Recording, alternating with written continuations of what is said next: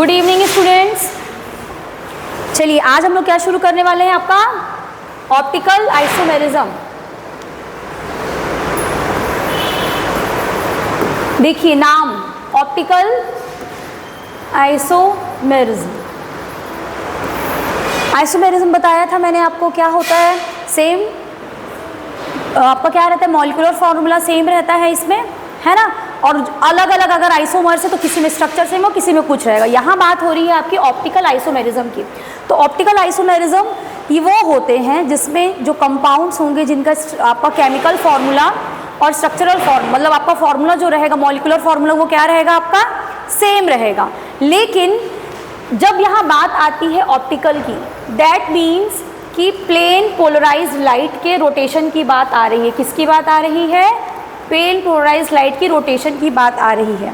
तो यहाँ पर आइसोमेरिज्म आपको देखने को मिलेगा किसमें, जब प्लेन पोलराइज्ड लाइट आपकी पास होगी जिस सब्सटेंस का आप देखना चाह रहे हो कि ये कैसा आइसोमर है, ठीक है। तो वो क्या करता है, रोटेशन कर देता है। किस तरफ रोटेशन कर सकता है? क्लॉकवाइज कर सकता है या फिर एंटी क्लॉकवाइज कर सकता है, ठीक है। तो ये देखो किस तरह से होता है, एक बार फिर अभी स्लाइड शेयर करेंगे, उसमें हम आपको डेफिनेशन लिखवा देंगे, ठीक। देखो कैसे होता है, ये आपका एक लाइट सोर्स है, ठीक है। तो ये आपके सभी फेज में होगा, समझना इस चीज को। ये आपका क्या है, सभी फेज में है। This is your source of light, है ना, ठीक। अब क्या होगा, यहां पर हमें क्या लगाएंगे, निकोल प्रिज्म लगाएंगे। क्या लगाएंगे, आपका निकोल प्रिज्म। इसका काम क्या रहता है, ये हर फेज में जो लाइट है ना, इसको क्या करेगा, ये प्लेन पोलराइज्ड बनाएगा। बात समझ में आ रही है? यानी ये किसका काम कर रहा है, आपका पोलराइजर का काम कर रहा है। किसका काम कर रहा है? पोलराइजर का। जब ये लाइट यहाँ से आपकी क्या होगी, पास होगी, ठीक है। तो क्या होगा, ये केवल एक ही फेज में रहेगी। बात समझ में आई? हमको एक ही फेज में देखना। अब हमको इसकी स्टडी करनी है ना। अब इस लाइट को आप क्या करोगे, पोलरीमीटर से पास करोगे। किससे पास करोगे? पोलरीमीटर से। पोलरीमीटर में क्या रहता है, इसमें आपका सॉल्यूशन होता है। कौन सा सॉल्यूशन होता है, जिसकी हमको क्या करनी है, स्टडी करनी है। क्या स्टडी करनी है कि ये जो आपका सॉल्यूशन है इसकी ऑप्टिकल एक्टिविटी कैसी है। बात समझ में आ रही है? तो दो चीज़ें हो सकती हैं, या तो इसके फेज में कोई भी चेंज नहीं आएगा, यानी नो चेंज, ये ऐसे का ऐसे ही है, कोई चेंज नहीं आया, ठीक। अब दूसरी कंडीशन क्या हो सकती है, या तो ये आपकी क्या करेगी, राइट साइड रोटेट करेगी, मतलब क्लॉकवाइज रोटेट करेगी। बात समझ रहे हो? क्या करेगी, क्लॉकवाइज रोटेट करेगी। दैट मीन्स पॉजिटिव अल्फा, या फिर क्या बोल सकते हो, डी बोल सकते हो, या केवल इसको प्लस साइन से शो कर सकते हो। जब इसका रोटेशन क्या हो रहा है, आपका क्लॉकवाइज हो रहा है, ठीक है। और क्या कंडीशन हो सकती है, एक कंडीशन ये हो सकती है कि एंटी क्लॉकवाइज, यही होगा ना, क्लॉकवाइज हो सकता है। और क्या हो सकता है आपका, एंटी क्लॉकवाइज। एंटी क्लॉकवाइज यानी कि ये ऐसा हो जाएगा, that means alpha will be your what, negative. इसको हम L से शो करते हैं, ये नेगेटिव शो करते हैं, और ये क्या होगा आपका, एंटी क्लॉकवाइज। बात समझ में आई, ठीक। तो यहाँ पर क्या हुआ, ये आपका सोर्स ऑफ लाइट है जो कि बहुत पूरे फेजेस में होगा। यहाँ पर हमने निकोल प्रिज्म यूज़ किया है जो कि आपका क्या है, एज ए पोलराइजर है। पोलराइजर का काम क्या होता है कि वो केवल एक ही फेज में, यहाँ पर आपको क्या मिल गई, प्लेन पोलराइज्ड लाइट मिल गई। अब ये लाइट इस पोलरीमीटर में जाएगी जिसमें आपका सॉल्यूशन रखा हुआ है ना। अब ये सॉल्यूशन का जैसा नेचर होगा वो यहाँ पर आपको देखने को मिल जाएगा। यहाँ पर एक एनालाइजर लगा होता है। क्या लगा होता है, यहाँ पर आपका एक एनालाइजर लगा होता है। बात समझ में आ गई? अगर किसी भी तरह का कोई रोटेशन नहीं है, लाइट ऐसे ही पास हो रही है, तो ये क्या होगा, कोई चेंज नहीं है, ठीक है ना। कोई भी डी और एल फॉर्म नहीं रहेगा। अगर ये राइट साइड में रोटेट होती है, राइट साइड में रोटेट हो रही है, यानी क्लॉकवाइज रोटेशन अगर हो रहा है, तो आपका क्या होगा, डी फॉर्म या फिर प्लस बोलोगे। अगर ये आपका कैसे रोटेट हो रहा है, एंटी क्लॉकवाइज हो रहा है, तो आपका अल्फा क्या होगा, माइनस अल्फा हो जाएगा। अल्फा क्या है, आपका एंगल ऑफ रोटेशन, कितनी डिग्री से वो रोटेट कर रहा है, ठीक है। और वो क्या हो जाएगा आपका L हो जाएगा, या फिर वो क्या होगा, नेगेटिव हो जाएगा। अब बात ये आती है कि ये जो आपका रोटेशन है ये किन चीज़ों पर निर्भर करेगा। बात समझ में आ रही है? तो 3-4 फैक्टर्स हैं। पहली बात तो ये कि पोलराइजर की लेंथ पे डिपेंड करेगा ये फैक्टर्स। चलो फैक्टर्स किस पे आएगा आपका, फैक्टर्स नंबर 1 आपका जो फैक्टर होगा वो होगा आपका लेंथ। किसकी लेंथ, पोलराइजर की लेंथ, की लंबाई कितनी है इसकी, ठीक। दूसरा, कौन से तापमान में आप इसको कैरी आउट कर रहे हो, क्या इस एक्सपेरिमेंट को आप कर रहे हो, ठीक है, यानी कि टेम्परेचर जो कि आपका डिग्री सेंटीग्रेड में होगा, ठीक। थर्ड कंडीशन क्या चीज़ हो सकती है, इसका कॉन्सेंट्रेशन कितना कॉन्सेंट्रेटेड है, कितना डाइल्यूटेड है, ठीक है। तो ये निर्भर करेगा आपका कॉन्सेंट्रेशन ऑफ द सॉल्यूशन। किस पे निर्भर करेगा आपका, कॉन्सेंट्रेशन ऑफ द सॉल्यूशन। चौथा और आखिरी पॉइंट, वेवलेंथ, जो लाइट आ रही है आपकी वो कौन से वेवलेंथ की है, इसको हम एंगस्ट्रॉम में लेके चलते हैं। बात समझ में आई है ना। लेंथ की बात करोगे तो ये आपका डेसीमीटर में होगा, है ना, ठीक। बात समझ में आ गई क्या है ये। तो हम अभी इसी के बारे में और डिटेल में क्या है पढ़ने वाले। मैं स्लाइड अब शो करूंगी आपको, ठीक है। उसके बाद ये जो आपकी चीज़ें होती हैं ना, ये आपके कॉन्फ़िगरेशंस आती हैं, ठीक है। कॉन्फ़िगरेशन में अभी हम आगे क्या पढ़ने वाले हैं, आपके 2-3 तरह के कॉन्फ़िगरेशन पढ़ने वाले हैं हम। R और S पढ़ेंगे, है ना। उसके बाद क्या पढ़ेंगे, D एंड L भी होता है आपका कॉन्फ़िगरेशन, ठीक है। तो अभी हम इसकी डिटेल में और पढ़ने वाले हैं। अभी समझ में आ गया कि ऑप्टिकल आइसोमेरिज्म होता क्या है। आइसोमर्स क्या होते हैं, सेम केमिकल फॉर्मूला स्ट्रक्चर है ना, ठीक है, लेकिन उसकी जो ऑप्टिकल एक्टिविटी होगी वो क्या होगी आपकी, अलग अलग होगी। जैसे ग्लूकोज है तो डी ग्लूकोज भी हो सकता है, एल भी हो सकता है, प्लस और नेगेटिव, ठीक है। समझ में आ रही है। इसके कारण क्या होता है ना, उसकी प्रॉपर्टी में बहुत ज़्यादा चेंज देखने को मिलता है। जैसे एक एग्जाम्पल है आपका आर लेमोसिन का एग्जाम्पल है और एस लेमोसिन का। आर और एस अभी पढ़ाएंगे आपको हम डिटेल में।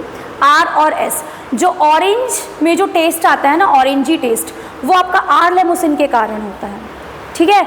वही जो आपका लेमन है, जो खट्टा सा टेस्ट आता है ना आपका, वो एस लेमोसिन के कारण होता है। सिर्फ आर और एस के कारण देखिए आपके ऑरेंज और लेमन के टेस्ट में कितना डिफरेंस आ गया। कुछ डिफरेंस नहीं है, केवल कॉन्फ़िगरेशन का डिफरेंस है। बात समझ में आ रही है। तो अभी हम डिटेल में वही पढ़ने वाले हैं। इतना समझ में आया ना कि हम पढ़ने क्या वाले हैं, आया समझ में, ठीक है।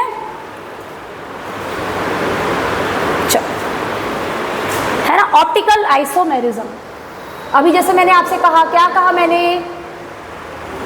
ऐसे कंपाउंड्स, ठीक है, 2 और मोर देन कंपाउंड्स जिनका क्या चीज सेम रहेगा, मॉलिक्यूलर फॉर्मूला सेम रहेगा, और क्या रहेगा आपका स्ट्रक्चरल फॉर्मूला भी क्या रहेगा, सेम रहेगा, है ना। लेकिन जो प्लेन पोलराइज्ड लाइट है उसके प्रति उनका बिहेवियर क्या रहेगा, अलग अलग रहेगा। उसी के आधार पर जो आइसोमर्स बनते हैं उनको हम क्या बोलते हैं, ऑप्टिकल आइसोमर। ऑप्टिकल को आप जोड़ लेना किससे, लाइट से। आइसोमर की डेफिनेशन आपको बहुत अच्छे से पता है, same structural and molecular formula रहता है, सिर्फ केमिकल प्रॉपर्टीज अलग होती है। यहाँ पर हम किसके बारे में पढ़ रहे हैं, ऑप्टिकल। तो यहाँ पर एंगल ऑफ रोटेशन क्या रहेगा, अलग अलग रहेगा, अलग अलग डायरेक्शन में भी हो सकता है, ठीक है। वही चीज़ें जो हमने एक्सप्लेन की, ये आपका सोर्स ऑफ लाइट है, ये निकोल प्रिज्म है, ये हर फेज में है। जो बच्चे नहीं आए थे एक बार इधर देख लीजिएगा, जो लेट से आए हैं, ये लाइट आपकी हर फेज में है। हमको क्या करना है, सिंगल फेज में लेना है, उसको हमको प्लेन पोलराइज्ड आपका क्या करना है, बनाना है। उसके बाद हम इसमें क्या करेंगे, पोलरीमीटर के थ्रू इसको पास करेंगे। जब हम इसको पास करेंगे तब हमको इसके सॉल्यूशन का नेचर पता चलेगा कि इसका नेचर कैसा है, ठीक है। अगर ये आपका क्लॉकवाइज रोटेट, क्या होगी, 2 चीजें होंगी, या तो रोटेशन नहीं होगा या तो रोटेशन होगा। रोटेशन होगा तो या तो क्लॉकवाइज होगा या तो एंटी क्लॉकवाइज होगा, ठीक है। तो अगर रोटेशन होता है, फर्स्ट कंडीशन, अगर रोटेशन हो रहा है, if rotation occurs, if it is clockwise then it is plus alpha, if it is anti clockwise minus alpha, और अगर कोई भी angle of rotation नहीं है that means that alpha is going to be 0. plus alpha means D, negative alpha means L, और ये दोनों आपके क्या होंगे, ऑप्टिकली एक्टिव। और ये क्या हो गया आपका, जिसमें कोई रोटेशन नहीं हुआ वो आपका क्या हो गया, ऑप्टिकली इनएक्टिव हो गया क्योंकि इसने किसी तरह का कोई भी चेंज नहीं दिखाया। ठीक, ऑप्टिकल एक्टिविटी क्या होती है, जो मैंने भी आपको एक्सप्लेन किया, यही होती है optical activity. So I am not going to repeat it again. किस चीज़ पर निर्भर करती है ये भी अभी हमने बताया, क्या क्या, कॉन्सेंट्रेशन ऑफ द सॉल्यूशन, जो सॉल्यूशन आपने लिया है इसकी सांद्रता पर, कॉन्सेंट्रेशन पर। सेकेंड, इसके लेंथ पे, पोलरीमीटर के लेंथ पर डिपेंड करेगा। तीसरा है आपका वेवलेंथ, किस वेवलेंथ की लाइट से ये प्लेन पोलराइज लाइट आपकी जा रही है, किस वेवलेंथ की लाइट ये कैरी कर रही है, उस पर निर्भर करेगा। डी, किस टेम्परेचर पे ये चीज़ें हो रही हैं। समझ में आ गया है ना। आगे बढ़ते हैं। कायरल सेंटर क्या होता है, कायरल कार्बन पढ़ा है आपने, कायरल सेंटर की बात हो रही है। सेंटर की बात हो रही है मतलब कोई भी sp3 हाइब्रिडाइज्ड एटम, कौन सा sp3 hybridized atom, carbon, nitrogen, oxygen, phosphorus, sulphur, ये कैसा होना चाहिए आपका, sp3 हाइब्रिडाइज्ड होना चाहिए। पहली कंडीशन, डबल ट्रिपल बॉन्ड नहीं होना चाहिए, इसका मतलब sp3 हाइब्रिडाइज्ड। उसके बाद इसके साथ जो चारों तरफ जो आपके ग्रुप जुड़े हुए हैं वो पूरे के पूरे ग्रुप क्या होने चाहिए, अलग अलग होने चाहिए, कोई भी ग्रुप आपका सेम नहीं होना चाहिए। बात समझ में आई, उसको हम क्या बोलेंगे, कायरल सेंटर बोलेंगे। जैसे यहाँ पर एग्जाम्पल दिया हुआ है, कार्बन है, यहाँ पर आयोडीन है, यहाँ पर ब्रोम आपका Br ग्रुप जुड़ा हुआ है, ठीक है, यहाँ पर F है और यहाँ पर क्या है, Cl है ना। तो यहाँ पर आप देखो पूरे के पूरे ग्रुप क्या है, अलग अलग है, एक भी ग्रुप सेम नहीं है। दैट मीन्स ये आपका क्या है, कायरल, इसको हम एस्ट्रिक से शो करते हैं। और अगर हम कोई ऐसा ये कर लें,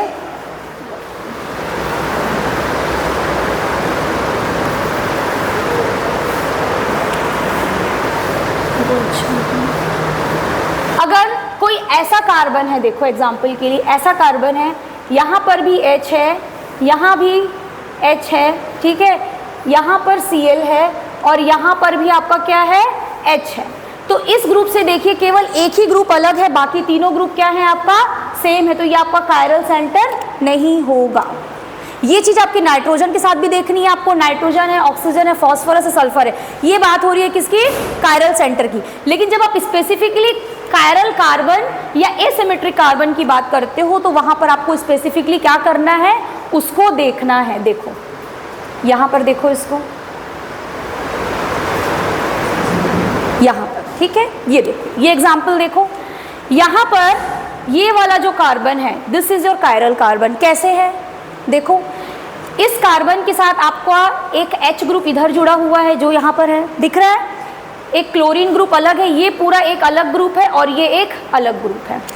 दैट मीन्स कि ये आपका कायरल कार्बन है, ठीक। उसी तरह से ये भी आपका कायरल कार्बन है, यहाँ पर H है, यहाँ पर मिथाइल ग्रुप है, यहाँ पर आपका इथाइल ग्रुप है और यहाँ पर एक दूसरा बल्कि ग्रुप जुड़ा हुआ है, ये भी कायरल सेंटर है। लेकिन अगर आप इस ग्रुप इसकी बात करते हो, ये वाले कार्बन की, ठीक है, मैं इस कार्बन की अब बात कर रही हूँ, देखना इधर, यहाँ पर इधर भी हाइड्रोजन है और एक इधर भी हाइड्रोजन है, दो सेम ग्रुप आ गए, दोनों ग्रुप क्या हो गए, सेम हो गए। बात समझ में आई, मतलब कि ये कायरल कार्बन नहीं है ना। उसी तरह से इस कार्बन को देखो, इस कार्बन में भी तीनों तरफ से क्या है आपका, हाइड्रोजन है, यानी तीन ग्रुप कैसे हो गए, सेम है, और ये एक अलग ग्रुप है, मतलब कि ये भी आपका कायरल कार्बन नहीं है। कायरलिटी समझ में आई, क्या होता है, sp3 होना चाहिए पहली कंडीशन, और जो भी ग्रुप जुड़े हुए हैं वो सभी ग्रुप क्या होने चाहिए, अलग होने चाहिए। क्लियर है ना इतना, ठीक है। आगे बढ़े फिर, अब बात आती है कि हम टेट्राहेड्रल जो कार्बन है उसको हम रिप्रेजेंट कैसे करेंगे। उसको आप चार तरह से रिप्रेजेंट कर सकते हो। टेट्राहेड्रल है, sp3 हाइब्रिडाइज्ड है, sp3 हाइब्रिडाइजेशन का मतलब क्या होता है, कैसा ज्योमेट्री रहेगा उसका, टेट्राहेड्रल होगा।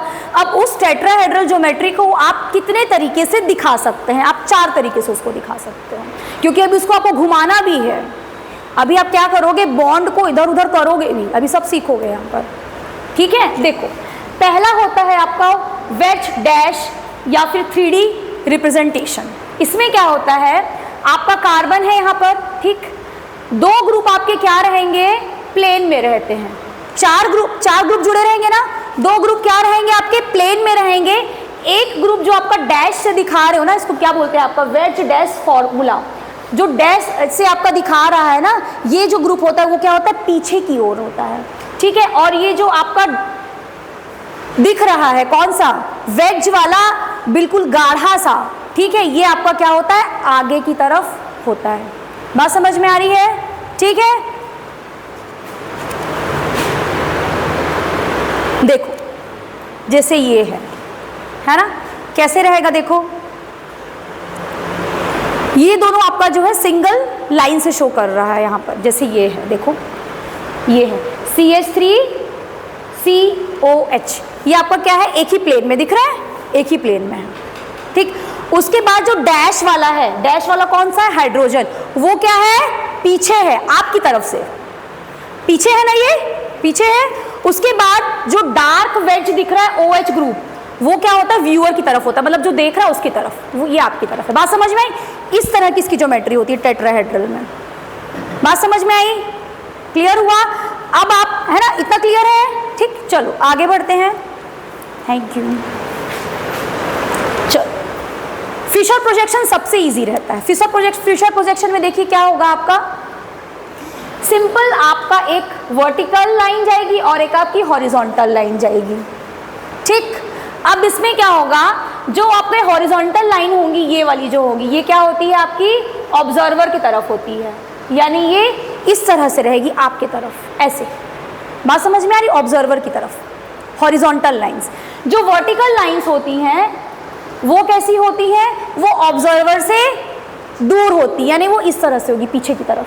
बात समझ में आ गई, ये कौन सा प्रोजेक्शन हुआ, फिशर प्रोजेक्शन हुआ। कौन सा हुआ, फिशर प्रोजेक्शन। दोनों प्रोजेक्शन समझ में आए, वेज वाला प्रोजेक्शन, फिशर वाला प्रोजेक्शन, डाउट नहीं है ना, किसी को डाउट है। हॉरिजॉन्टल आपके तरफ, वर्टिकल आपसे दूर, पीछे, ठीक। उसके बाद है सॉ हॉर्स प्रोजेक्शन। देखो इसमें क्या होता है आपका, ये एक कार्बन है, ठीक है, और ये एक कार्बन है ना, ठीक। एक्लिप्स्ड का मतलब क्या होता है, ग्रहण, मतलब एक दूसरे, ग्रहण में क्या होता है, एक दूसरे को वो क्या करते हैं, ओवरलैप कर देते हैं, है ना। तो यहाँ पर देखो क्या होगा, यहाँ पर ये वाला हाइड्रोजन इसको ओवरलैप करेगा, ये वाला हाइड्रोजन इसको ओवरलैप करेगा, ये वाला हाइड्रोजन क्या करेगा, इसको ओवरलैप करेगा। बात समझ में आई, है ना। अगर आप इसको जैसे टेढ़ा है, इसको आप सीधा करोगे तो क्या हो जाएगा, आपको पीछे का हाइड्रोजन दिखेगा नहीं, तीनों हाइड्रोजन नहीं दिखेंगे। दिखेंगे क्या, नहीं दिखेंगे। ये हो गया आपका एक्लिप्स्ड। कौन सा वाला है, ये सॉ हॉर्स प्रोजेक्शन, ठीक। ये मान के जो वो होता है ना आपका घोड़ा, उसके ऊपर बैठते हो ना, तो वही समझ लो कि आप बैठे हो यहाँ पर, ठीक, सॉ हॉर्स प्रोजेक्शन, ठीक। उसके बाद ये होता है स्टैगर्ड। स्टैगर्ड में क्या होगा कि आपको पूरे के पूरे जो हाइड्रोजन है, आगे वाला कार्बन का और पीछे वाले कार्बन का, front end back carbon, front end rear, दोनों कार्बन के हाइड्रोजन आपको क्या होंगे, दिखेंगे। कैसे दिखेंगे, अगर ये वाला हाइड्रोजन ऐसा है, ठीक है, तो पीछे वाले का हाइड्रोजन, नीचे वाला क्या होगा, ऐसा होगा, ठीक है। अगर ये वाला हाइड्रोजन ऐसे हैं आपके, मतलब ये उल्टा वाई और यहाँ पर आपका क्या होगा, सीधा वाई। ये अगर यहाँ पर अगर आपका सीधा वाई बन रहा है तो पीछे क्या बनेगा, उल्टा वाई बनेगा। बात समझ में आई, है ना। फिर जब आप इसको देखोगे तो आपका पीछे के भी हाइड्रोजन दिखेंगे कार्बन के, और आगे के भी हाइड्रोजन आपको दिखेंगे। इसको हम क्या बोलते हैं, स्टैगर्ड बोलते हैं। तीनों क्लियर है, वेज वाला, फिशर वाला, सॉ हॉर्स प्रोजेक्शन। लास्ट है आपका न्यूमैन प्रोजेक्शन। न्यूमैन प्रोजेक्शन में कुछ नहीं होता है, इसमें भी वही है, एक्लिप्स होता है, बस ये जो आपका सर्कल है ना, ये पीछे वाले कार्बन को रिप्रेजेंट करता है। बात समझ में आ रही है ना। तो यहाँ पर क्या है आपका, ये आपका एक्लिप्स्ड है, क्योंकि ये सिर्फ दिखाने के लिए है। एक्लिप्स पोजीशन में क्या होगा, पीछे वाले पूरे हाइड्रोजन आगे वाले हाइड्रोजन को क्या करेंगे, पूरा ओवरलैप कर लेंगे। और यहाँ पर क्या होगा, स्टैगर्ड में क्या होगा, उल्टा वाई और सीधा वाई बनेगा। बात समझ में आई, ठीक है। जब आप इस तरह से दिखाते हो तो ये कहलाता है sawhorse projection. Newman projection में आप क्या करते हो, सर्कल का यूज करते हो, यही फर्क है, ठीक है। आई बात समझ में, चारों की चारों समझ में आई कि टेट्राहेड्रल स्ट्रक्चर किस किस तरीके से दिखाया जा सकता है, दिक्कत तो नहीं है, नहीं है ना। अभी जिसका हम लोग ज़्यादा यूज़ करेंगे वो है आपका फिशर वाला और वेज वाला, ठीक है। अब आगे देखो, ऑप्टिकल एक्टिविटी के लिए कंडीशंस क्या होनी चाहिए, कायरलिटी होनी चाहिए, ठीक है। उसके बाद आपके एलिमेंट में सिमिट्री नहीं होनी चाहिए। सिमिट्री नहीं होनी चाहिए मतलब बायो में पढ़ा होगा ना सिमिट्री, क्या होता है सिमिट्री? हाँ, मतलब अगर आप उसको कट करो तो वो क्या हो जाए, आपका कट हो जाए। देखो सिमिट्री ऑफ एलिमेंट्स में आ जाओ। प्रेजेंस और एब्सेंस ऑफ कायरल कार्बन बहुत इंपॉर्टेंट कंडीशन नहीं कह सकते हो ऑप्टिकल एक्टिविटी के लिए। जो बहुत ज्यादा इंपॉर्टेंट कंडीशन वो होती है कि उस मॉलिक्यूल में प्लेन ऑफ सिमिट्री ना हो और आपकी सेंटर ऑफ सिमिट्री भी क्या हो, ना हो, ये एब्सेंट होनी चाहिए। मतलब अगर आप उसको कट कर रहे हो तो वो इक्वल पार्ट में कट नहीं होना चाहिए, सेंटर से लगा रहे हो तो सेंटर में भी आपकी सिमिट्री नहीं लगनी चाहिए। अगर ये कंडीशन फुलफिल करता है तब वो आपका जो सब्सटेंस है वो आपका ऑप्टिकली एक्टिव हो सकता है। जैसे देखो यहाँ पर एग्जाम्पल दिया हुआ है, इसमें आप प्लेन ऑफ सिमिट्री लगा सकते हो क्या? इसको कहीं से काटोगे, कहाँ से? यहाँ Cl, यहाँ H, यहाँ Br, यहाँ F, नहीं काट सकते हो, यानी कि इसमें आपका प्लेन ऑफ सिमिट्री नहीं है। ठीक है, फिर यहाँ बात नहीं करिए। यहाँ पर देखो, यहाँ पर जब आप इसको बीच से कट करते हो तो दोनों पार्ट के पास क्या जा रहा है, आपका सेम मॉलिक्यूल जा रहा है, यानी कि इसके पास प्लेन ऑफ सिमिट्री है, यानी कि ये आपको ऑप्टिकली एक्टिव नहीं होगा। बात समझ में आ रही है? प्लेन ऑफ सिमिट्री क्या होता है? प्लेन ऑफ सिमिट्री जब उसको कट करो तो इक्वल पार्ट में अगर सेम डिवाइड हो रहा है तो दैट मीन्स कि उस मॉलिक्यूल के पास प्लेन ऑफ सिमिट्री है। ठीक है, आई बात समझ में? आगे बढ़िए। सेंटर ऑफ सिमिट्री ये एक तरह का इमेजिनरी पॉइंट होता है मॉलिक्यूल में, ऐसा कुछ होता नहीं है कि इमेजिनरी पॉइंट होता है। Such that if a line is drawn from the molecule to this point and extended to the equal direction, मतलब अगर आप एक पॉइंट ले रहे हो और उसको आप सभी डायरेक्शन में कर रहे हो और उसकी मिरर इमेज बन रही है, मिरर इमेज बननी चाहिए, ठीक है, तो आप बोल सकते हो कि उसके पास क्या है, आपकी सेंटर ऑफ सिमिट्री है। अगर ऐसा नहीं है दैट मीन्स आपकी सेंटर ऑफ सिमिट्री नहीं है। आगे आओ, इंपॉर्टेंट है जो यहाँ पर अभी टाइप्स ऑफ कॉन्फ़िगरेशन में आई है। आर एंड एस कॉन्फ़िगरेशन, इसको हम एब्सोल्यूट कॉन्फ़िगरेशन भी बोलते हैं। डी और एल कॉन्फ़िगरेशन जिसको हम रिलेटिव कॉन्फ़िगरेशन बोलते हैं, और एक आपका होता है एरिथ्रो और होता है थ्रियो। ये सबसे इजी है, ये देखकर पहचान जाओगे। थोड़ी सी दिक्कत आपको आर और एस में आएगी, उसका हम आपको तरीका बताएंगे, हम क्वेश्चंस करेंगे। ठीक है, आर और एस, ठीक समझ में आया? कौन कौन से कॉन्फ़िगरेशन आप पढ़ोगे? 3 तरह के होते हैं आपके आर और एस, जिसको हम एब्सोल्यूट कॉन्फ़िगरेशन बोलते हैं। डी और एल जो कि आपका रिलेटिव कॉन्फ़िगरेशन होता है, और एक आपका एरिथ्रो होता है और थ्रियो होता है। ठीक है, अब इसको छोड़ दो, अब यहाँ देखो कि होगा कैसे। देखो ये कौन सा है आपका, फिशर वाला है ना? प्रायोरिटी देना आता है? प्रायोरिटी कैसे देते हैं? प्रायोरिटी पहले समझो क्या होता है। प्रायोरिटी ऑर्डर, प्रायोरिटी ऑर्डर का मतलब होता है जो सबसे ज़्यादा हैवी मॉलिक्यूल होगा उसकी आप पहले नंबर पे प्राथमिकता देते हो। जैसे एग्जांपल के लिए जो पीछे लिखा हुआ था आपका, जैसे कार्बन था, ठीक है, तो अगर हम इसको इस तरह से बना देते हैं, चलो ठीक है, यहाँ पर हम रख देते हैं आपका हाइड्रोजन, ठीक है, यहाँ पर रख देते हैं आयोडीन, यहाँ पर रख देते हैं ब्रोमीन, और यहाँ पर रख देते हैं हम क्लोरीन। बात इधर देखिए, इम्पॉर्टेंट चीज़ है ये, इधर देखो, ठीक। प्रायोरिटी ऑर्डर क्या होता है? जो सबसे ज़्यादा मॉलिक्यूलर वेट का होता है, हैवी होता है, उसको हम नंबर 1 प्रायोरिटी देते हैं। क्या करेंगे? नंबर 1। सबसे ज़्यादा हैवी कौन सा है इसमें से बताओ? सब लोग बोलोगे कौन सा है? आयोडीन। दैट मीन्स कि इसकी प्राथमिकता हो गई पहली। फिर ब्रोमीन, क्लोरीन और हाइड्रोजन में कौन सा है? ब्रोमीन ज़्यादा हैवी है ना, इसकी प्राथमिकता हो गई दूसरी। फिर क्या हो गया? ये तीसरा, और ये क्या हो गया आपका 4th नंबर वाला। बात समझ में आई? बल्कीनेस को देखते, मॉलिक्यूलर वेट को देखोगे, बल्कीनेस को देखोगे, उसको हम पहले नंबर पे रखेंगे। अभी एग्जांपल्स करोगे और क्लियर होगा। तो अब यहाँ पर बात आती है कि हम आर और एस कॉन्फ़िगरेशन कैसे देते हैं। जनरल तरीके से अगर देखा जाए, जब हम 1 2 3 करते हैं, मतलब इसको अगर हम 1 2 3 ऐसे जा रहे हैं, ये क्या हो गया आपका? Anti clockwise. Clockwise anti clockwise समझ में आता है? घड़ी की दिशा में घूमता हुआ क्लॉकवाइज, घड़ी की विपरीत दिशा में घूमता हुआ क्या हो गया? एंटी क्लॉकवाइज हो गया। इतना याद रहेगा। अगर घड़ी की दिशा में घूम रहा है तो आर कॉन्फ़िगरेशन, घड़ी की विपरीत दिशा में घूम रहा है तो एस कॉन्फ़िगरेशन। लेकिन इसके लिए भी यहाँ पर कंडीशन होंगी, ठीक है। तो जो पहला कंडीशन है, प्रायोरिटी ऑर्डर समझ में आ गया ना? अब आ जाओ कंडीशन में, जो पहला आपका कंडीशन रहेगा, ठीक है।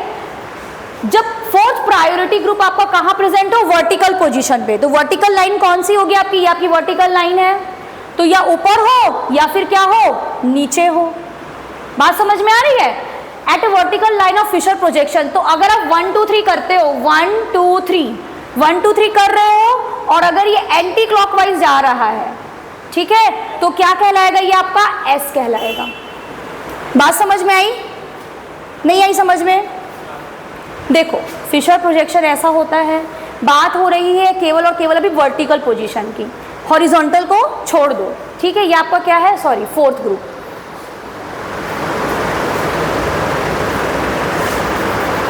क्या हो गया है इसके रंग?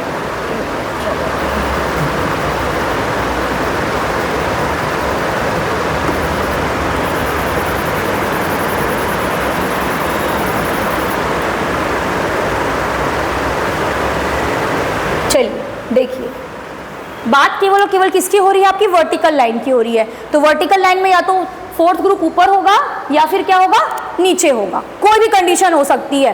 कोई भी कंडीशन हो उसमें आपको बस ये याद रखना है, जब आप 1 2 3 कर रहे हो, 1 2 3 करने में अगर आप क्लॉकवाइज जा रहे हो तो आपको क्या करना है, आर देना है। एंटी क्लॉकवाइज जा रहे हो तो क्या करना है, एस देना है। बस इतना अभी याद रखो, जब एग्जाम्पल करेंगे तो समझ में आएगा। रूल याद रखो पहले, याद हो गया? वर्टिकल पोजीशन में clockwise R, anticlockwise S. अब इसका उल्टा कर देंगे कब हम, जब हम आएंगे हॉरिजॉन्टल पोजीशन में। हॉरिजॉन्टल पोजीशन यानी कि जब आपकी ये होगी, यहाँ पर जब फोर्थ ग्रुप यहाँ हो या फिर यहाँ पर हो, ठीक। यहाँ पर जब आप क्लॉकवाइज जाओगे, यहाँ पर जब आप क्लॉकवाइज जा रहे हो तो उसको आपको क्या कहना है, एस कहना है। जब यहाँ पर एंटी क्लॉकवाइज जाओगे तो क्या कहोगे, इसको आर कहोगे। इतना याद रखना, इतना याद रखोगे ना, याद रहेगा सबको?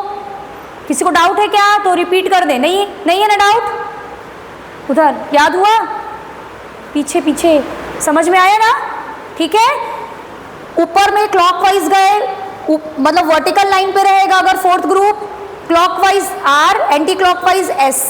हॉरिजॉन्टल पोजीशन पे है फोर्थ ग्रुप, लेफ्ट राइट कहीं भी हो, clockwise S, anticlockwise R. इतना याद रखना, ठीक। चलो आगे बढ़ते हैं। ये देखो, बात होती है इंटरचेंज की। जब आप मॉलिक्यूल को क्या करोगे, इंटरचेंज कर लेते हो। देखो यहां पर आपका क्या है,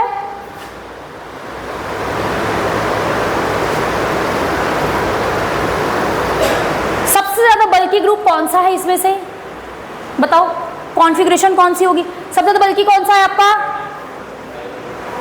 कौन सा है? आयोडीन है, ठीक है, नंबर 1 पे। दूसरे नंबर पे क्या आएगा,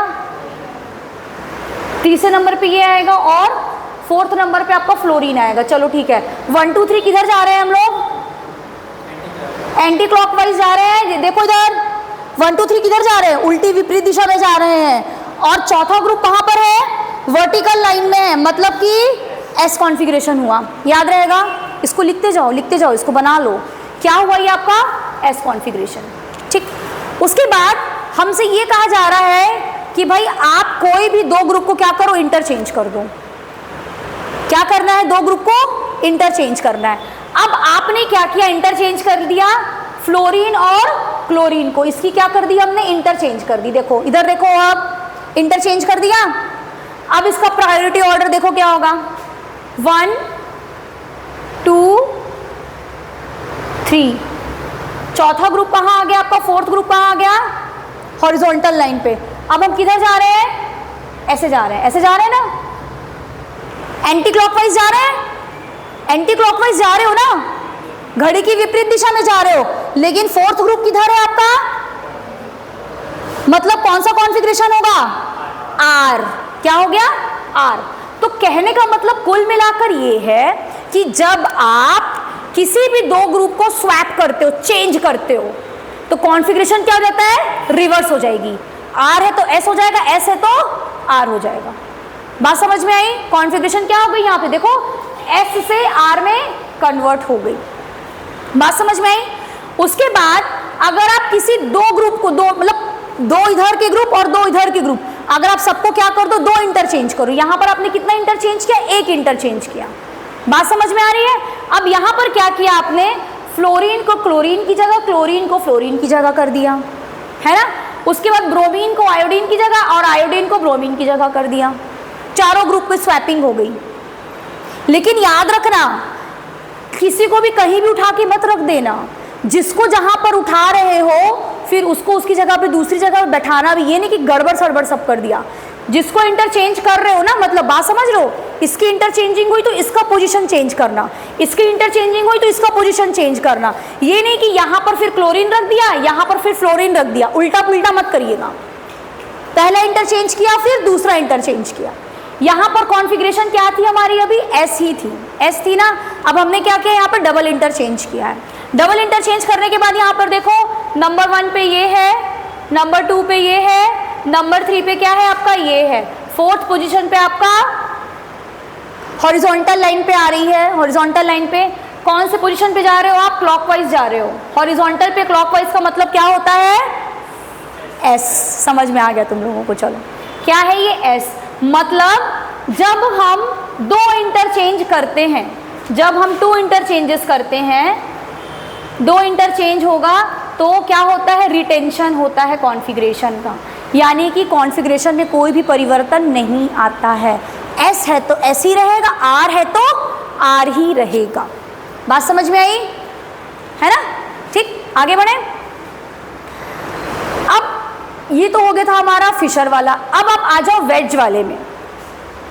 वेज वाले में बहुत सिंपल है, आपको कुछ नहीं करना है। आपको ये देखना है कि जब आपने प्रायोरिटी ऑर्डर दिया, प्रायोरिटी ऑर्डर दोगे तो चौथा ग्रुप जो है, 4th ग्रुप है, वो आपका क्या होना चाहिए, पीछे की ओर रहना चाहिए। वो पीछे की ओर है। आप नॉर्मल क्लॉकवाइज मूव करोगे तो आर होगा और एंटी क्लॉकवाइज करोगे तो एस होगा। ठीक, लेकिन अगर ऐसा नहीं है तो 4th ग्रुप आपका अगर मतलब डैश लाइन पर नहीं है तो आपको क्या करना पड़ेगा, इंटरचेंज करना पड़ेगा। क्या करना पड़ेगा, इंटरचेंज करना पड़ेगा। तो यहाँ पर देखो 4th ग्रुप कौन सा है, पहले देखो नंबर 1 पे आयोडीन हो गया, ये ब्रोमीन, 2nd नंबर पे, 3rd नंबर पे क्लोरीन है और 4th नंबर पे क्या है आपका, फ्लोरीन है।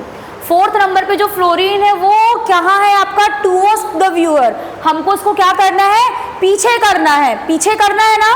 तो हमको एक चीज़ याद रखना है कि अगर हम एक बार इंटरचेंज करेंगे तो इसका कॉन्फ़िगरेशन जो भी हो, हमको अभी नहीं पता, अभी जो भी इसका कॉन्फ़िगरेशन है वो क्या होगा, बदल जाएगा। इसलिए हमको क्या करना है, 2 इंटरचेंज करना है। 2 इंटरचेंज करने से जो इसका कॉन्फ़िगरेशन है वही कॉन्फ़िगरेशन हमको यहाँ भी मिलेगा, जिसको हम निकाल पाएंगे। अभी हमें समस्या है निकालने में, क्योंकि 4th ग्रुप क्या है, पीछे नहीं है। तो आपने क्या किया, इसको 2 इंटरचेंज आपने इस पर लगा दिए, लगा दिया 2 इंटरचेंज। ठीक है, 2 इंटरचेंज लगाया तो फ्लोरीन आ गया आपका पीछे, क्लोरीन आ गया आपका आगे।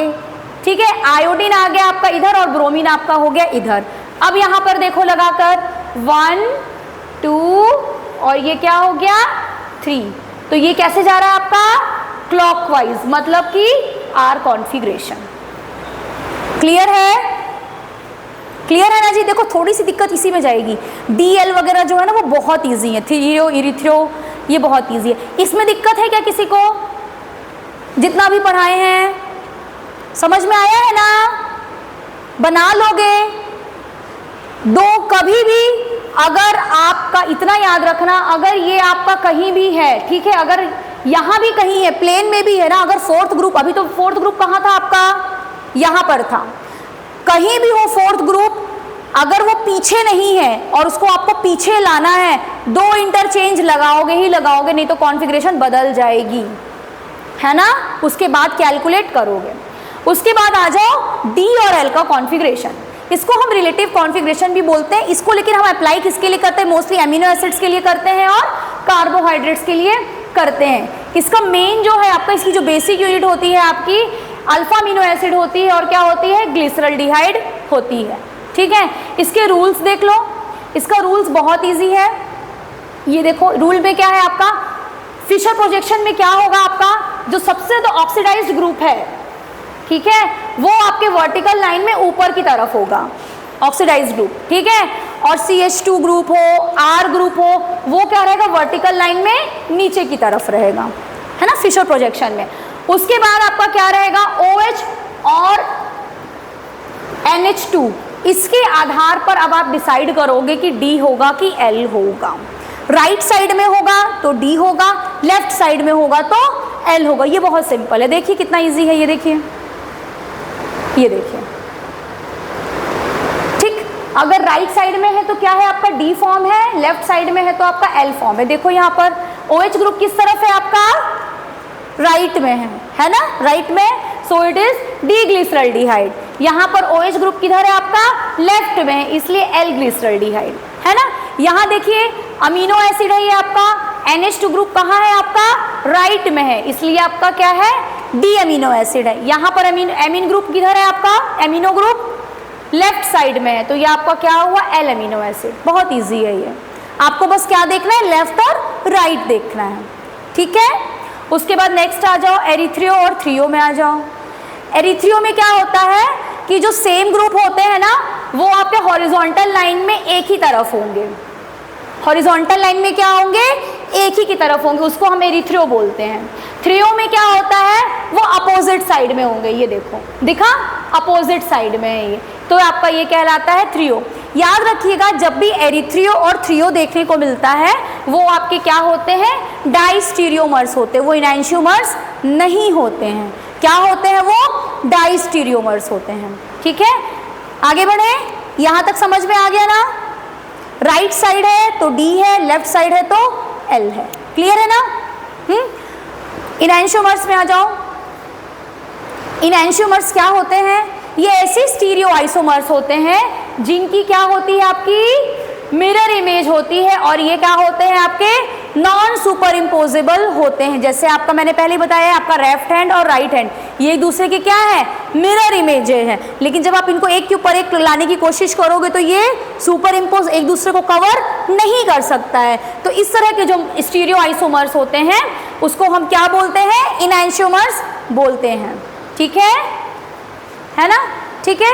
ये आपके ऑप्टिकली एक्टिव होते हैं, ये प्लेन पोलराइज्ड लाइट को क्या करते हैं, आपके रोटेट करते हैं, ठीक। नेक्स्ट आइए, डाइस्टीरियोमर्स क्या होते हैं, ये मिरर इमेज नहीं होते हैं। इनैंशियोमर्स क्या थे, आपके मिरर इमेजेस थे ना। डाइस्टीरियोमर्स जो होते हैं वो आपके मिरर इमेज नहीं होते हैं। फिजिकल प्रॉपर्टी, केमिकल प्रॉपर्टी जो इनकी होती है अलग होती है, इसलिए आप इसको फ्रैक्शनल डिस्टिलेशन के थ्रू अलग अलग कर सकते हो, ठीक है। ये ऑप्टिकली एक्टिव हो भी सकते हैं, नहीं भी हो सकते हैं, नेसेसरी कंडीशन नहीं है ये, ठीक है। ज्योमेट्रिकल आइसोमर्स जो होते हैं, ज्योमेट्रिकल आइसोमर्स यानी कि सिस और ट्रांस, पढ़ाया है ना, सिस और ट्रांस, है ना, वो आपके क्या कहलाएंगे, आपके डाइस्टीरियोमर्स कहलाएंगे। देखो ये सिस है आपका, है ना, दोनों ग्रुप डबल बॉन्ड के एक ही तरफ है ना। यहाँ पर सेम ग्रुप क्या है आपका, डबल बॉन्ड के ट्रांस में है, एक ही तरफ नहीं है, तो ये आपका ट्रांस हो गया, वो आपका क्या हो गया, सिस हो गया। ये देखिए क्या है आपका, थ्रियो एरिथ्रियो है, एरिथ्रियो और थ्रियो है, ये क्या है, सेम साइड में है ना, और यहाँ पर क्या ऐसा है ना, तो ये क्या है आपके डाइस्टीरियोमर्स। बताया था ना, जहाँ थ्रियो एरिथ्रियो होंगे वो आपके क्या होंगे, डाइस्टीरियोमर्स होंगे। या किसी को दिक्कत हो रही है तो आप ऐसे ये भी लगा कर देख सकते हो, मिरर लगाकर देख सकते हो। मिरर लगाओगे तो क्या होना चाहिए था, OH यहाँ होना चाहिए था, H और H इधर होना चाहिए था, है ना। तो ऐसा तो है नहीं, यानी इनैंशियोमर्स तो है नहीं, ये क्या है आपके डाइस्टीरियोमर्स, इनैंशियोमर नहीं है ये, है ना, ठीक। उसके बाद देखिए यहाँ पर दिया हुआ है आपके 4 कंपाउंड है आपके, किन किन का आपस में क्या रिलेशन है, ठीक है। देखो यहाँ पर अगर आप मिरर लगाओगे 1 और 2 के बीच में, तो मिरर लग रही है, मिरर लग रही है कि नहीं लग रही है, लग रही है ना, मतलब फर्स्ट और सेकंड क्या है आपका, इनैंशियोमर है, ठीक है। उसी तरह से जब आप थर्ड और फोर्थ के बीच में लगाओगे ना मिरर, तो वो वहां भी मिरर लग रही है, यानी कि थर्ड और फोर्थ भी क्या हुए आपके, इनैंशियोमर हुए, है ना, ठीक। अब आप फर्स्ट और थर्ड को देखो, फर्स्ट और थर्ड में मिरर लगेगी क्या, नहीं लगेगी, है ना, तो ये आपके थ्रियो एरिथ्रियो जैसा दिख रहा है, ये क्या हो गया आपका, डाइस्टीरियोमर हो गया, है ना, ये मिरर इमेज नहीं है। फिर आप सेकेंड नंबर का और फोर्थ नंबर का देखो, ये है क्या मिरर इमेज, नहीं है, है ना, कहीं से भी मिरर इमेज नहीं है ना, तो ये क्या हो गए आपके डाइस्टीरियोमर्स हो गए, है ना। उसी तरह से दूसरा और तीसरा भी देखो, ये भी आपके मिरर इमेजेस नहीं है, तो ये क्या हो गए आपके डाइस्टीरियोमर्स हो गए। पहला वाला देखिए और फोर्थ वाला देखिए, ये भी आपके क्या हुए, डाइस्टीरियोमर्स हुए। समझ में आया फर्क? गड़बड़ नहीं करोगे ना, एग्जाम में पूछा जाता है, ये समझ जाओगे तो बहुत इजी है ये, है ना। ठीक, आगे आ जाओ। मीजो कंपाउंड्स क्या होते हैं? ऐसे कंपाउंड जिसमें 2 कायरल कार्बन हो, है ना, और एलिमेंट ऑफ सिमेट्री भी हो। ये देखो कायरल कार्बन है और क्या लग रही है, सिमेट्री भी लग रही है। ऐसे कंपाउंड्स को हम क्या बोलेंगे, मीजो कंपाउंड्स। कायरल सेंटर हो 2 और बीच में क्या लग रही हो आपकी, प्लेन ऑफ सिमेट्री भी लग रही हो, तो ये क्या कहलाएगा आपका ए कायरल मॉलिक्यूल। ये मॉलिक्यूल कैसा आ जाएगा आपका, ये पूरा मॉलिक्यूल क्या हो गया, ए कायरल हो गया। और ये आपका कैसा होता है, ऑप्टिकली इनएक्टिव होता है। इसको हम क्या बोलते हैं, मीजो कंपाउंड्स बोलते हैं, है ना।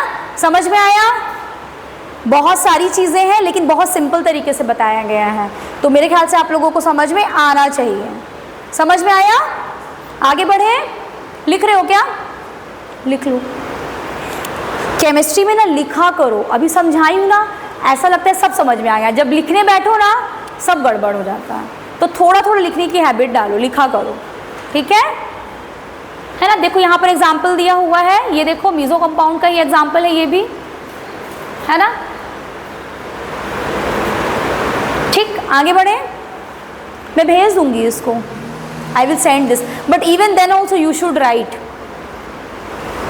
जब बुक होती है तो क्या आप लिखते नहीं हो, नोट्स बनाते हो ना, कि बस बुक के भरोसे रहते हो, लिखते हो ना। क्लास में हमेशा लिखना चाहिए, ठीक है। ये आपका क्या है, मीजो कंपाउंड है ये, है ना। नेक्स्ट और रेसिमिक मिक्सचर क्या होता है? रेसिमिक मिक्सचर मतलब इक्वल मोल्स ऑफ डी और एल। जितना डी था डेक्स्ट्रोरोटेटरी और उतना ही आपका एल भी लेवोरोटेटरी भी क्या हो, प्रेजेंट हो। इनैंशियोमर्स जब ऐसे प्रेजेंट होते हैं तो उसको हम क्या बोलते हैं, आपका रेसिमिक मिक्सचर बोलते हैं, ठीक है। इसमें कोई भी रोटेशन नहीं होता है, दोनों एक दूसरे को क्या कर देंगे, कैंसिल आउट, कोई रोटेशन इसमें नहीं होता है। अब कुछ स्पेशल केसेस को देख लो। यहाँ पर प्रेजेंस और एब्सेंस ऑफ कायरल सेंटर कोई इंपॉर्टेंट कंडीशन नहीं होती ऑप्टिकल एक्टिविटी के लिए। मेन होता है कि एलिमेंट ऑफ सिमेट्री नहीं लगनी चाहिए, ठीक है।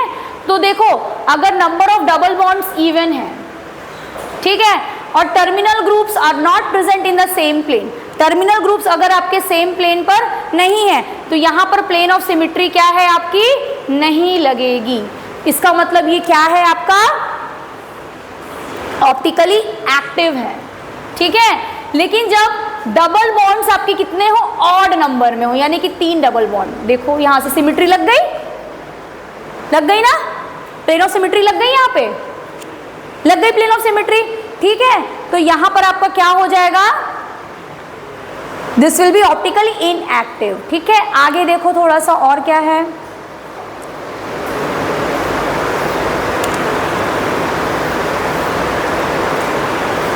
क्या हो गया, एक मिनट जो बता देते हैं, ये भी देख लो जरा सा।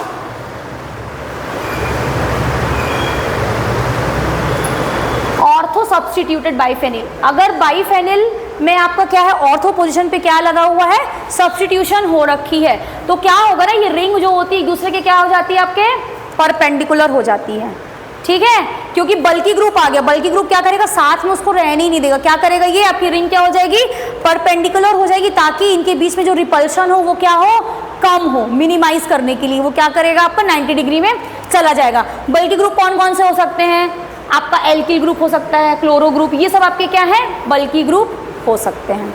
अगर आप इस तरह के ग्रुप की बात कर रहे हो जिसमें बाइफेनिल में ऑर्थो पोजीशन में सब्स्टिट्यूशन हो रखा है, जहां बल्कि ग्रुप जुड़े हुए हैं, लेकिन अगर आप बात कर रहे हो कि ऑप्टिकल आइसोमेरिज्म कब होगा, तो ऑप्टिकल आइसोमेरिज्म होने के लिए ये दोनों ग्रुप आपके सेम नहीं होने चाहिए, ठीक है, वरना क्या होगी, सिमेट्री लग जाएगी ना भाई, है ना। इसी तरह से आपका ए सेम नहीं होना चाहिए, ए और ए डैश, बी और बी डैश भी आपका क्या है, सेम नहीं होना चाहिए। अगर ऐसी कंडीशन हो रही है तो ऑप्टिकल आइसोमेरिज्म पॉसिबल है, याद रखना, ठीक है।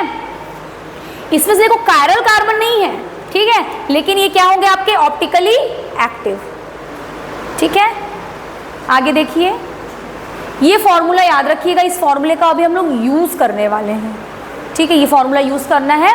हम ऑप्टिकल आइसोमर का, ऑप्टिकल आइसोमर कहने का मतलब ऑप्टिकली एक्टिव भी और ऑप्टिकली इनएक्टिव भी, दोनों मिलाकर क्या कहलाते हैं, ऑप्टिकल आइसोमर्स कहलाते हैं, है ना। हमने क्या कहा था कि दो कंडीशन होती है ना, या तो ऑप्टिकली एक्टिव होगा या तो ऑप्टिकली इनएक्टिव होगा, तो उन दोनों को मिलाकर क्या होंगे आपके ऑप्टिकल आइसोमर्स होते हैं। तो ऐसे कंपाउंड्स जिसमें more than one chiral centre हो और एंड क्या हो आपका, एंड में जो ग्रुप जुड़े हुए वो क्या हो, सेम ना हो, अगर ऐसी कंडीशन है तो क्या करना है आपको, नंबर ऑफ एक्टिव आइसोमर्स कैसे निकालोगे, 2n, n यानी कि नंबर ऑफ कायरल सेंटर, जितना कायरल सेंटर है उसको 2 से क्या करना है, जस्ट स्क्वायर, एक है तो 2⁻⁴ दैट मीन्स ओनली 1, ऐसे निकाला। अभी कैलकुलेशन कराना सिखाएंगे। नंबर ऑफ मीजो कंपाउंड्स क्या हो जाएंगे, 0 हो जाएंगे। ठीक, उसके बाद total number of optical isomers क्या हो जाएंगे, जब ये 0 हो गया है, ठीक है, तो n+2n+0, बात समझ में आई। ये टोटल है, इसको ऐड करोगे ना तो ये आपको मिलेगा, बात समझ में आई।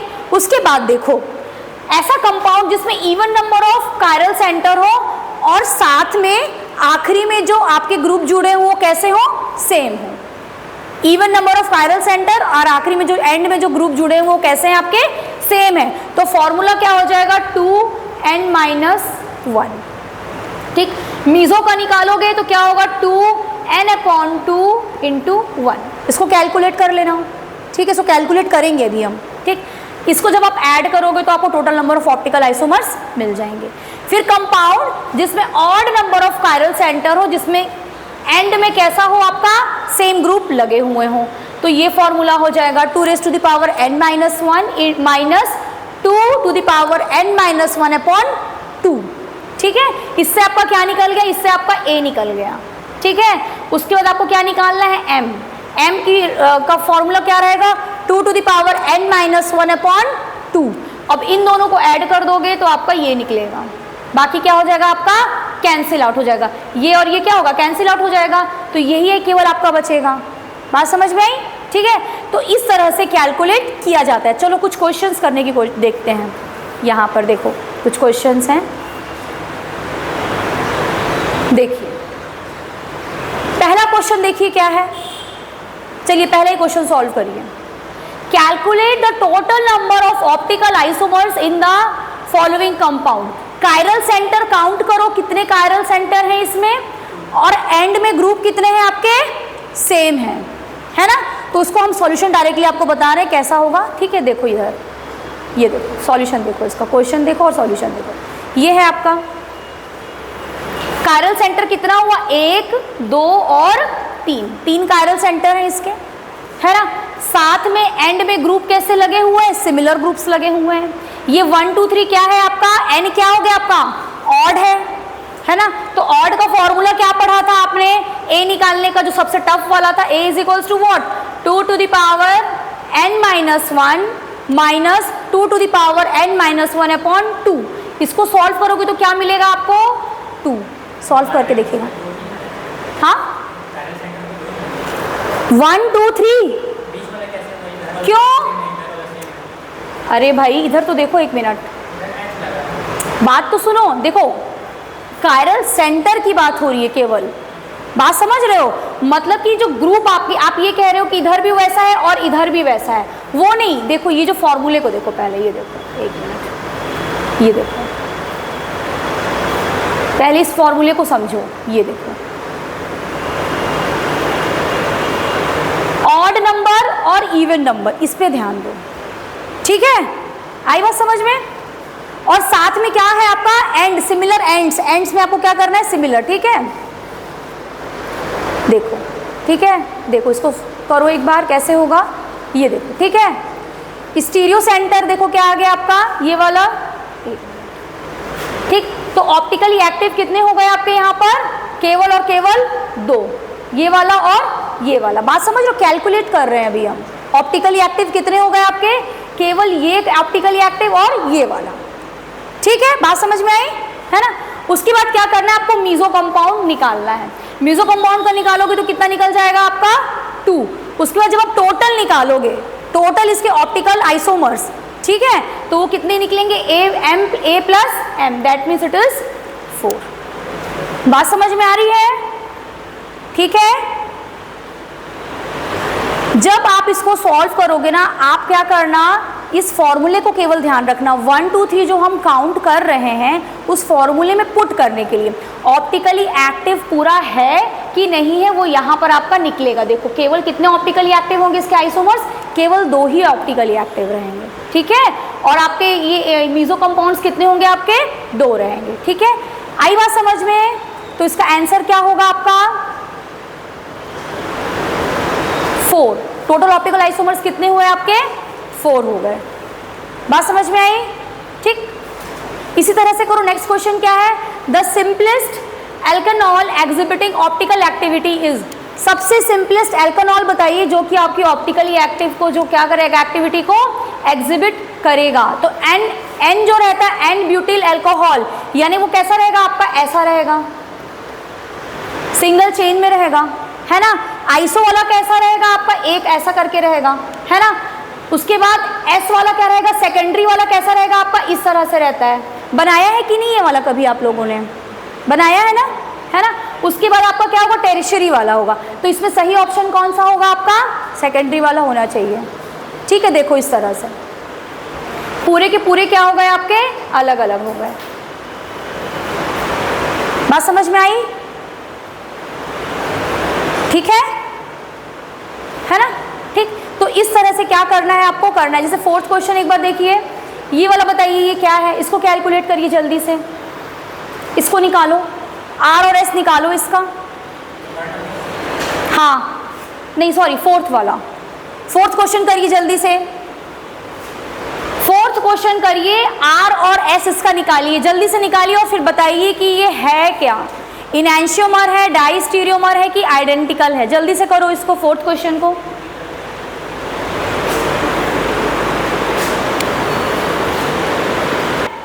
चल देखो कैसे करना है, इंटरचेंज कर लेना, इंटरचेंजिंग कर लेना, यहां पर भी यहां पर भी, ठीक है। देखो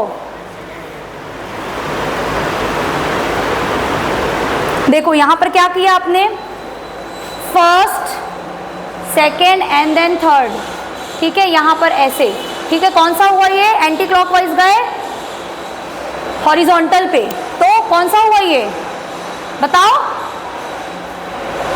आर हुआ ना, ठीक है। यहां पर देखो क्या करना है आपको, इंटरचेंज करना है। तो इंटरचेंज कैसे करोगे,